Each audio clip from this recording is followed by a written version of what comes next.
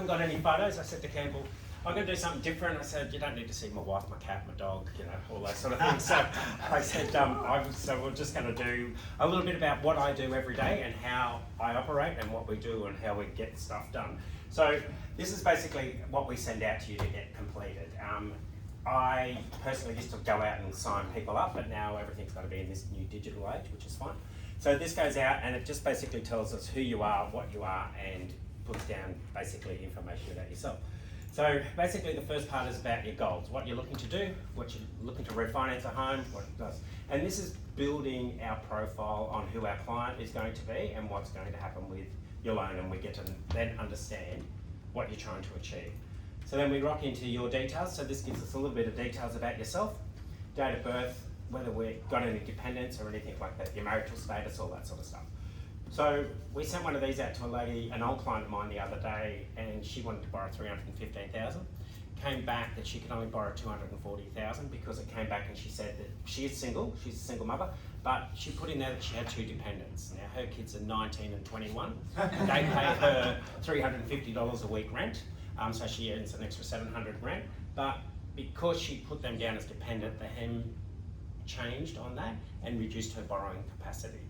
So when you're looking at things like, yeah, you do have dependents, but just because they mooch off you, doesn't mean that, you know, they're not out there in the real world, eh? Doesn't mean the bank needs to know. Yeah, exactly. So just be, you know, if you don't understand something, just ask the question. So, and because it does have a big bearing on what you can and what you can't do. With these things. So, and this is co-applicants, so you put your wife in there, your spouse, partner. But sometimes, you know, you could be borrowing just for yourself without your partner. But we still need to know because that still does have a bearing on your household. So when you look at that lady the other day, like I think we had to allocate, this is an exaggeration, but you allocate $4,000 a month to her, so that's $48,000 a year out of her income of $65,000 that you have to allocate to her living expenses throughout the year. So that makes a big difference when you do things like that. So then we look at your home. Like, do you own a home, or are you just buying a new one? What do? Do you own, rent, board? Are you living with the parents? So this just gives us an idea of what you're paying, who you're paying, you own your own home, what type of property it is, where's your address, what repayments you pay, what the value of it is, and everything else. So these sort of things form part of your assets. We love to see people with assets because it means that you've worked for 5 years and you haven't just wasted all your money. You built yourself up, you built some assets, you've got something happening with yourself. You're not just someone who's just going to sit there and do nothing. So then we look at what you're going to purchase. Are you going to buy a home? What are you looking to buy? And then you got any investment properties, or what type of property, all that sort of stuff you're going to do. So this is just forming a basis of who you are, what you do, how you go. Do you have any other properties? You know, you could have multiple properties, but just bear in mind, you could have multiple properties in a trust. So this is just all your personal information. If they're in the trust, you don't own those properties. They're owned by your trust. So we just take a look. Same with assets. So now we look at what assets you have. And as I said, we love an asset because it tells us, yeah, you've got vehicles, you've spent your money, you've done something wise, you haven't just gone to the pub and wasted all your money every day, you haven't punted on the horses, done all that sort of stuff. You've been a good kid. So vehicles. Vehicles is one that always you know, we always get people, oh, I'm a BMW, all that sort of stuff, and then you say to them, okay, so, but you've got a payment coming out of your business account. What's that for? Oh, that's for the company car. Is that your BMW? Yes. So you don't own your BMW.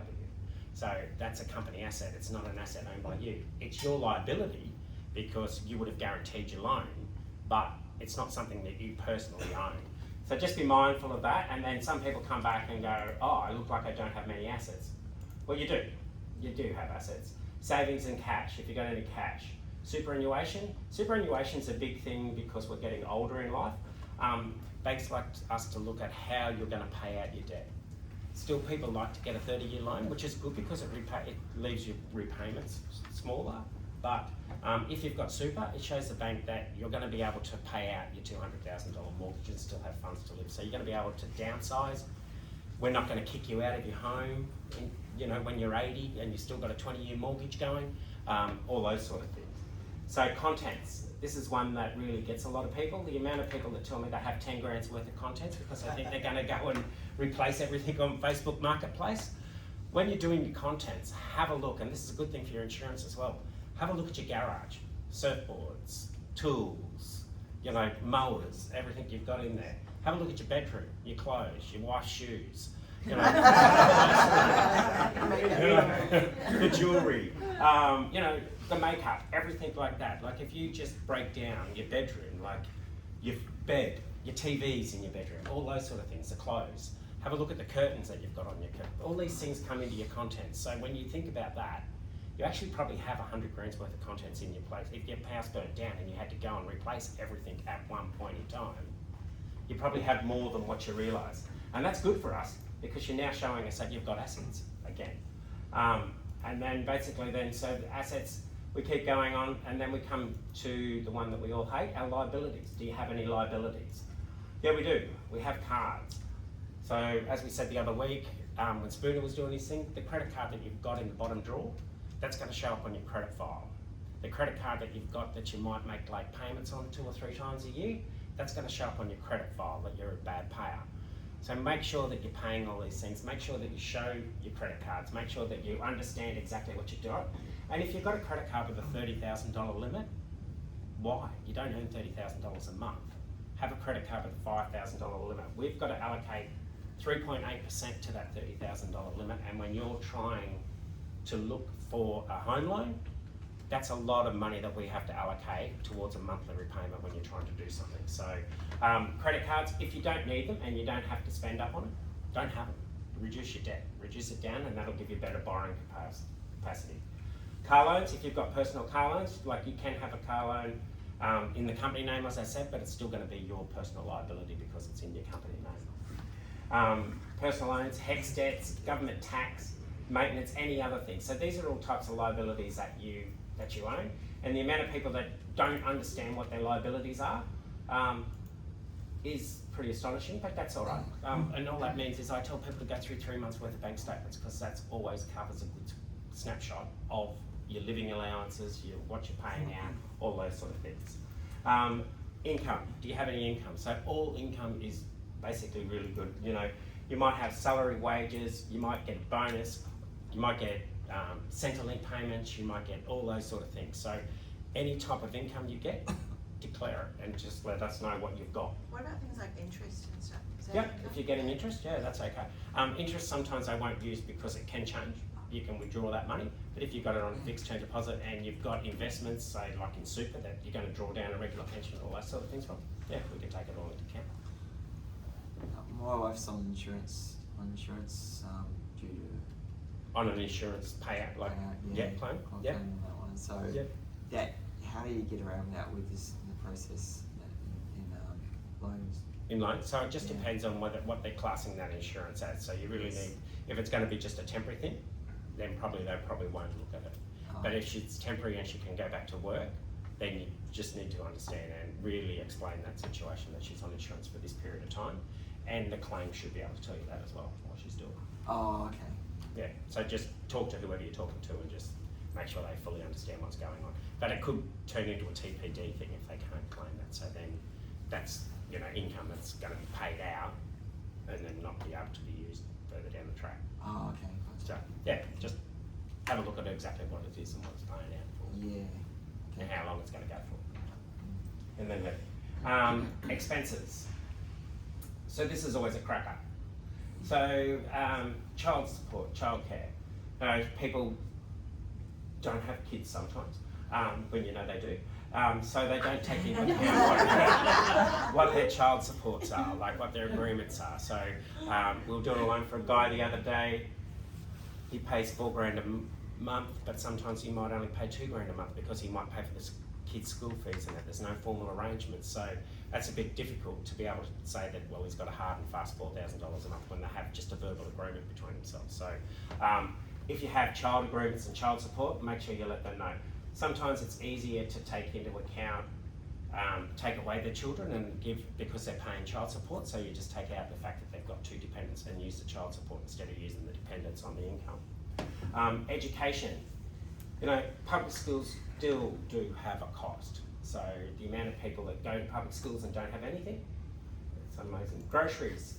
A lot of people live on $100 a week, and that is astounding. So, and what we do as lenders is we will look through 3 months worth of bank statements and see what you're spending and what you're not. You know, we don't take it into hard and fast, but we do have a look at what you're doing. And we do have to make sure that if you've got a family of 4 and you're putting down $100 worth of groceries a week, how are you living? Why are you doing that? Wouldn't lenders have little benchmarks? They do have little Yeah, so benchmarks. So, they'd have a scratch and sniff. yeah, and they always ask us the questions why, and then we've got to come back to them and give them the answers as to why they put that down.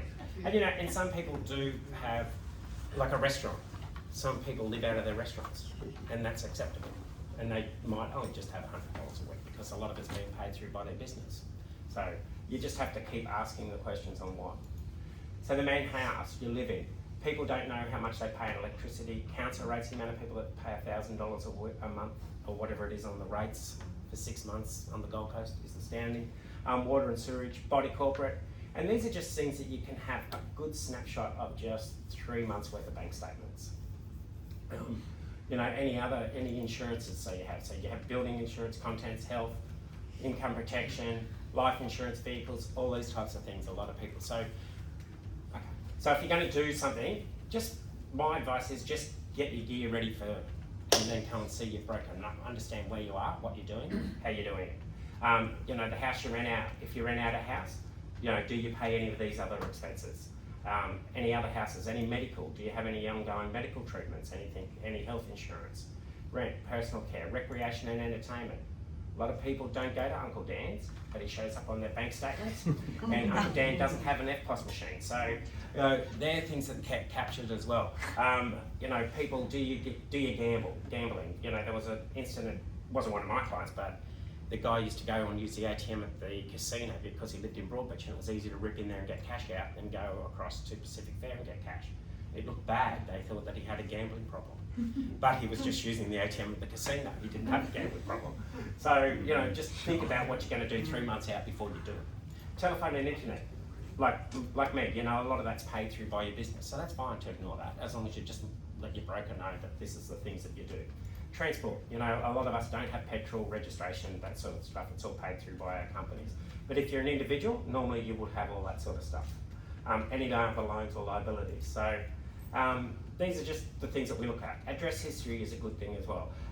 Understand where you've lived, how you've lived for the last couple of years, because it all plays into whether you're a stable person or whether you're just someone that continually moves and moves and moves.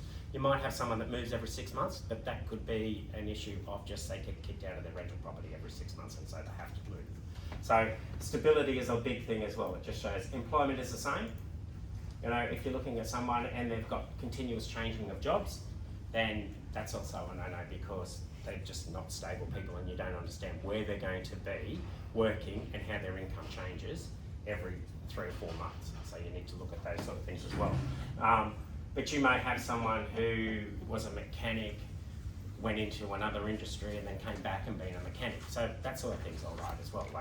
So it's just about understanding, knowing, and all this sort of stuff, your credit history. Have you been bankrupt? Have you done something, anything wrong? So all these things give us an opinion of the type of people that we're dealing with, gives us a background of your financials, your status, everything else that we look for. And this is what we look for in an application when we're doing it. And it is a pain to fill out, and a lot of people don't have, you know, all their information together at one point in time, and that's all right.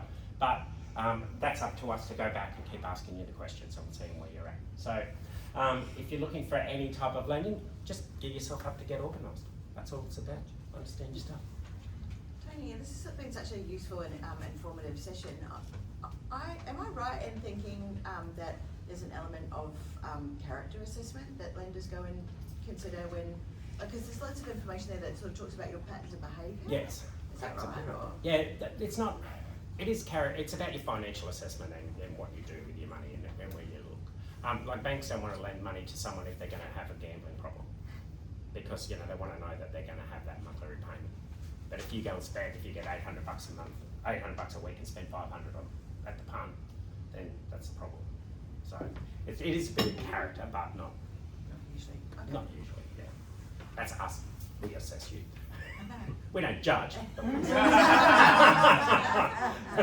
Never judge. So Tony, how does this relate to if you have your own, the credit profile? Your credit score. The credit score. Yeah. Does that sort of like have any connection, or that's separate? Well, that'll tell us. Well, that does, especially with the liabilities part in your credit cards. Yep. So you might have afterpays that you don't tell us about. You might have 3 credit cards. You might have something that's going to throw up there.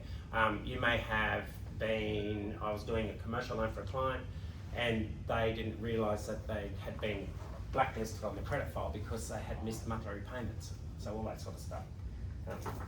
I've got the piss off me. softly slide on the slide. So that's just our assessment of what we do. It's pretty tedious and boring sometimes, but it's understanding the science behind it. A lot of them these days are getting filled out and going straight in, and a bot's pretty much determining whether it's a yes or no. Do you guys go through it yourselves and do a human check rather than just well, we don't know them, who cares? The bot said no, let's just not give it to them. No, we always look for ways to try and make it work. Yeah. Always. And there's a lot of different lenders out there with different policies. So you have to get to understand all their different policies.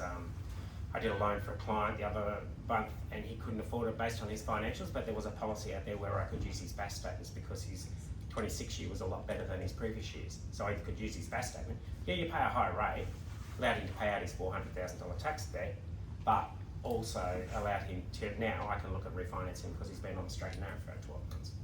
Get him right, so. So any questions, just Get off, giving the get off. details, etc. No, And the post is up. the post is up, so we'll do the So thanks for listening, guys. I hope it wasn't too boring.